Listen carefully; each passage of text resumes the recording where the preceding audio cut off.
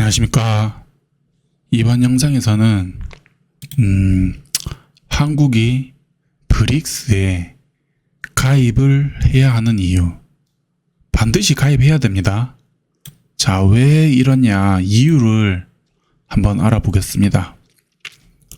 자, 이렇게 하면 또 친중이니 뭐니 막 간첩이니 뭐니 이런 말 할 수 있는데, 지금 그런 말 할 때가 아니고 한국이 왜 브릭스에 가입을 해야 하는지 제가 이유를 한번 말씀드려 보겠습니다.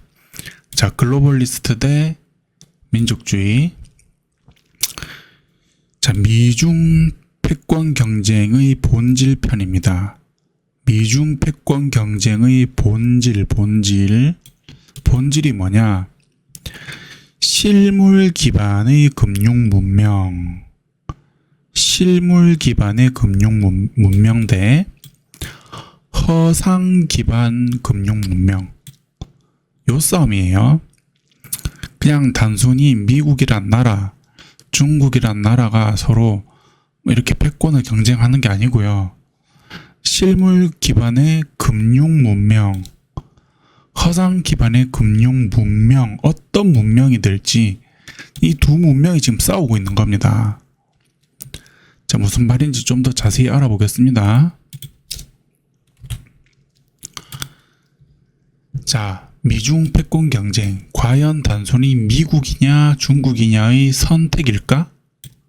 그렇지 않다는 거. 미중 패권 경쟁의 본질은 실물 기반 화폐 금융 시스템, 허상 기반 화폐 금융 시스템의 대결이다.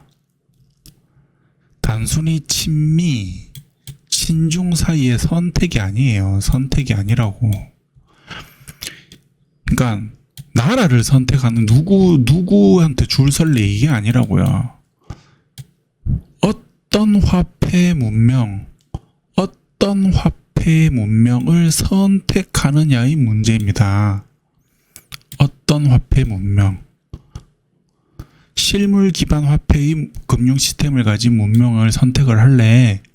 이런 데서 살고 싶어? 아니면 허상 기반 화폐의 금융 시스템으로 이루어진 그렇게 돌아가는 문명에서 살고 싶어? 이거거든요. 이게 본질이란 말입니다. 본질. 그냥 단순히 이 나라에 줄 서고 저 나라에 줄 서고가 아니에요. 어떤 화폐 문명을 선택하느냐의 문제. 그런 겁니다. 자, 그러면 지금 현재 달러 기반 화폐 시스템, 달러 기축통화죠. 자, 요게 허상 기반인데 요거에 대해서 잠깐 설명을 해드릴게요. 그 브레튼 우드라고 1944년에 2차 대전 후에 금본위 제도예요. 금본위 제도. 이때만 해도 달러가 실물 기반이었단 말입니다. 그게 기축통화가 됐어요. 이때 처음으로 달러가 1944년에 금본위 제도인 달러가 실물 기반이었던 달러가 처음으로 기축통화가 됐단 말이에요. 이때는 금 1온스에 35달러라는 가격도 있었어. 그러니까 가치도 있었어. 가치도 실물 기반 가치, 화폐 가치. 근데 1971년에 닉슨 대통령이 이렇게 딱 발표를 하는 거예요. 이 미국이 이때 베트남 전쟁 한 다음에 이제 적자가 너무 심했단 말이야. 그러니까 보니까 이제 달러 체제가 좀 흔들렸는데 막 다른 나라들이 이 달러를 금으로 바꾸자고 금으로 바꾸기 시작했어요. 근데 이제 금이 없는 거예요. 돈은 많은데, 화폐는 많이 찍혀있는데 금이 없는 거야. 그래서 금본위를 철회합니다. 금태환 거부를 해요. 금태환 거부. 아니, 이거 달러 화폐는 많은데 이 가격이 있었단 말이야. 금이 없어, 모자라, 못 바꿔줘 이랬어요. 못 바꿔줘. 금태환 거부. 그러면서 어떻게 한다? 앞으로는 금본위제가 아니고 신용을 기반으로 하는 금융 시스템을 선포합니다. 이게 닉슨 발표예요. 이 신용이라는 것은 허상의 한마디로 실물 기반이 아닙니다. 어떤 허상을 기반으로 하냐? 자, 이 달러는 곧 부채입니다. 빚이에요, 빚. 빚을 내서 돈을 찍는 거예요. 그 빚은 국채라는 형식으로 생깁니다. 국채. 나라의 빚이죠. 미국이란 나라의 빚. 그다음에 이제 연준이라는 게 있는데, 이 연준은 미국의 국가 시스템이 아니고요. 사기업입니다. 그냥 간단하게 말해서. 미국에서 운영하는 게 아니에요. 연준이 미국 국채를 사는 거예요. 미국이 빚을 내서. 그러니까 이 달러 자체가 지금 막 세계에 돌아다니고 있는 달러 자체가 미국의 빚이라는 겁니다. 형식이 미국 국채고, 이 미국 국채는 미국이 어떻게 갚냐? 미국 국민의 미래 세금으로 갚는 겁니다. 그러니까 미국 국민의 미래를 담보로 종이 쪼가리를 찍어내는 거예요. 이게 달러의 정체입니다. 자, 이 시스템을, 달러 패권 시스템을 간단히 요약해서 설명을 해드릴게요. 자, 모든 나라는 무역을 하려면 달러로 해야 된대. 무역을 하려면 달러로 해. 이게 기축통화야. 기축통화. 무역을 하려면 달러로 해야 된대. 기축통화예요, 이게. 이 규칙을 미국이 만들었어. 이 브레튼 우드 때. 야, 달러가 이제 기축통화니까, 너네 무역하려면 이제 달러로 해. 이렇게 규칙을 만든 거예요. 자기네들 규칙을. 자, 그래서 이제 다른 나라들은 무역을 해서 먹고 살아야 되죠? 그러면 어떻게 된다? 달러를 사야 돼. 구해야 된단 말이에요. 그러면 세계 각국은 무역을 하려면 달러가 필요하니까 무역을 하기 위해 달러를 사야 된다. 어떻게 사야 된다? 자기 나라의 자원과 상품을, 이거 하려면 어떻게 해야 되죠? 상품을 만들고 자원을 캐려면은 노동력을 써야 되죠. 자국의 노동력을 깃든 자원과 상품을 달러로 교환. 그러니까 이겁니다. 미국은 빚을 내서 실물 기반도 아니야. 허상 기반인 종이 쪼가리를 찍어내는 거예요. 종이 쪼가리를 찍어내면 세계 각국은 이 달러가 필요하기 때문에 자원과 상품을 달러로 교환한단 말이야. 미국은 요 종이 쪼가리를 찍어내가지고 자원과 상품을 흡수하는 거예요. 얘는 그냥 종이 쪼가리 찍어내면 돼. 일은 누가 한다? 실질적으로 일은 누가 해? 노동력. 일을 누가 하냐고. 세계 각국. 돈의 노예죠. 약간 감이 오십니까? 근데 자, 실제로 미국은 제조업은 부실합니다. 월과 같은 금융업만 발달돼 있어요. 지금 그렇게 돼 있죠. 자, 미국의 제조업 회사는 어떻게 하냐? 세계 각국에 중국이 제일 많고 공장을 건설하는데 중국이랑 동남아 인도 이런 데 많다, 그죠? 한국도 좀 있고. 근데 이제 중국이 제일 많죠, 그죠?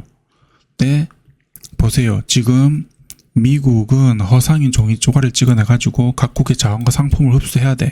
근데 세계에서 세계에서 생산하는 자원과 상품이 많을까? 아니면 미국이 찍어내는 종이 쪼가리가 많을까? 당연히 미국의 이제 이 쪼가리를 찍어낼 때 이제 미국 국민의 미래 세금을 담보로 이제 찍어내는 거잖아요. 근데 미국 국민은 3.4억이야. 세계 인구는 거의 70억 가까이 됩니다. 근데 이게 커버가 가능할까? 안 된다고.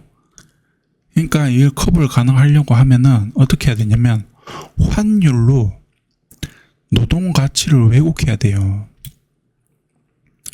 환율을 한번 보세요. 1달러에